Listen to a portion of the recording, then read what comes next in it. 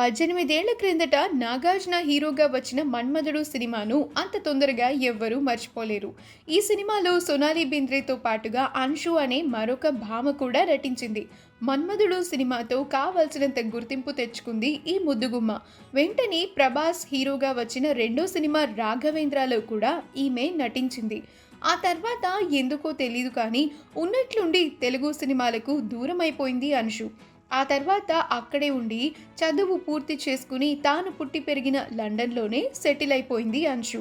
అక్కడే ఉన్న business man Sachin సర్గార్ను పెళ్లి చేసుకుంది. వీళ్లకు ఒక పాప కూడా ఉంది. రీసెంట్గా అన్షు తన 35వ పుట్టినరోజుని సెలబ్రేట్ చేసుకుంది.